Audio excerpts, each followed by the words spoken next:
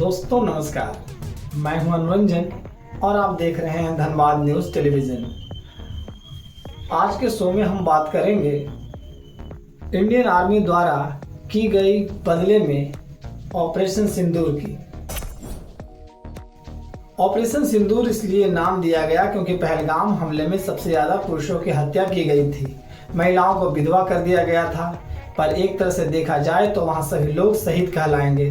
देश की बहन बेटियों के सिंदूर का बदला देश की सेना से ही दो बहादुर बेटियां कर्नल सोफिया कुरैशी और विंग कमांडर व्यामिका सिंह ने लिया। इसलिए इस कार्रवाई का नाम ऑपरेशन सिंदूर रखा गया।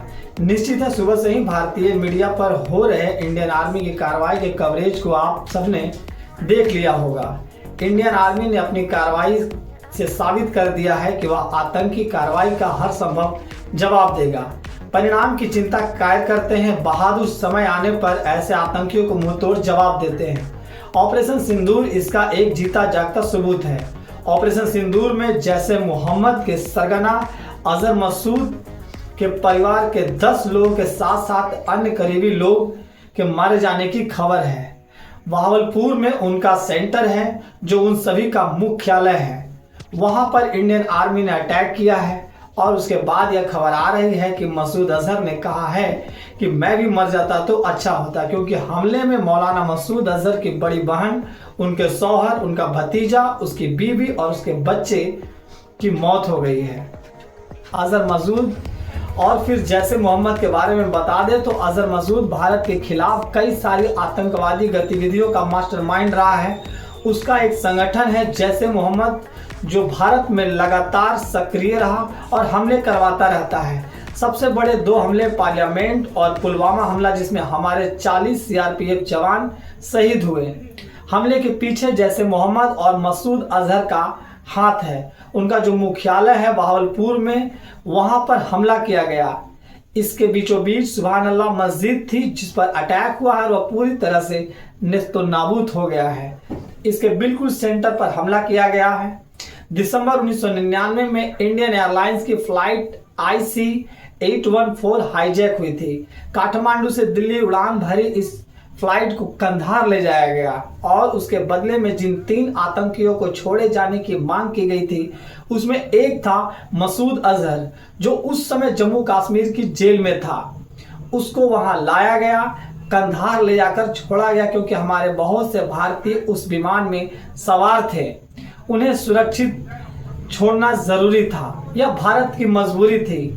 पाकिस्तान में यानी अंतर्राष्ट्रीय सीमा के अंदर जाकर भारतीय वायुसेना ने हमला किया, जो पाकिस्तान के पंजाब के अंदर यानी अंतर्राष्ट्रीय सीमा है, उसके अंदर भारतीय वायुसेना ने हमले किए हैं। और इंडियन आर्मी ने बताया कि अगर अब हमारे खिलाफ कोई आतंकी गतिविधि करोगे तो जिस तरह की पहलगाम में किया है 26 निर्दोष लोगों को, जिसमें एक नेपाल के थे और धर्म पूछकर मारा गया, उसमें एक नाम आदिल का भी दर्ज है। वे सब मारे गए थे।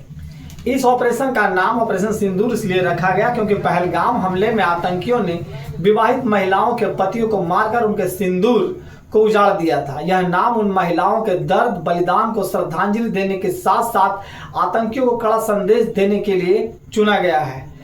भारतीय वायुसेना ने पाकिस्तान में 100 किलोमीटर अंदर तक पीओके में 9 आतंकी ठिकानों पर सटीक एयर स्ट्राइक की, जिसमें जैसे मोहम्मद और लश्कर तैयबा के अड्डे नष्ट किए गए।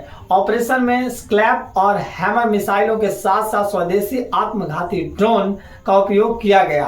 कार्रवाई 23 मिनट तक चली। 1:28 से लेकर 1:51 तक पूरी की गई, जो पूरी तरह आतंकी ठिकानों पर केंद्रित थी और किसी पाकिस्तानी सैन्य सुविधा को निशाना नहीं बनाया गया। उद्देश्य पहलगाम हमले के जिम्मेदार आतंकियों को जवाबदेह ठहराना और भारत के खिलाफ आतंकी साजिशों को विफल करना था। यह ऑपरेशन भारत की आतंकवाद के खिलाफ जीरो टॉलरेंस नीति को दर्शाता है। भारत के रक्षा मंत्री राजनाथ सिंह, गृह मंत्री अमित शाह और अन्य नेताओं ने इसे न्यायपूर्ण कार्रवाई बताया। पाकिस्तानी नेताओं ने इसे युद्ध की कार्रवाई को करार दिया और दावा किया है कि नागरिक क्षेत्रों को निशाना बनाया गया। हालांकि भारत इसे खारिज किया है। अंतर्राष्ट्रीय अमेरिकी, चीन और संयुक्त राष्ट्र ने संयम बरतने की अपील की है। उत्तर भारत में हवाई यातायात प्रभावित हुआ है। श्रीनगर और अन्य हवाई क्षेत्र बंद किए गए हैं। पाकिस्तान ने एलओसी पर जवाब गोलीबारी शुरू की है, जिससे तनाव बढ़ा है। सांस्कृतिक और भावात्मक महत्व। सिंदूर भारतीय संस्कृति में विवाहित महिलाओं के लिए पति की लंबी उम्र और वैवाहिक सौभाग्य का प्रतीक है। ऑपरेशन का नाम न केवल सैन्य कार्रवाई बल्कि उन महिलाओं के दर्द और भारत के संकल्प को दर्शाता है जिन्होंने अपने पति को खोया। यह आतंकवाद के खिलाफ एक भावनात्मक और सांस्कृतिक प्रक्रिया भी है। यह ऑपरेशन 2016 की सर्जिकल स्ट्राइक की 2019 के बालाकोट एयर स्ट्राइक के बाद भारत की तीसरी सबसे बड़ी सीमा पार कार्रवाई है, जो इसकी सैन्य ताकत और रणनीतिक संयम को दर्शाती है। ऑपरेशन सिंदूर भारतीय सेना द्वारा हाल ही में की गई एक महत्वपूर्ण सैन्य कार्रवाई है।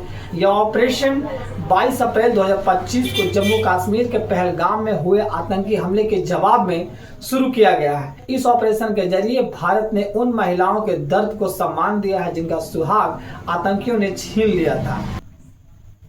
इस ऑपरेशन का मुख्य उद्देश्य आतंकवाद को करारा जवाब देना और आतंकी संगठनों को सबक सिखाना था। भारतीय सेना ने पाकिस्तान और पाकिस्तान अधिकृत कश्मीर पीओके स्थित आतंकी संगठनों को निशाना बनाया है।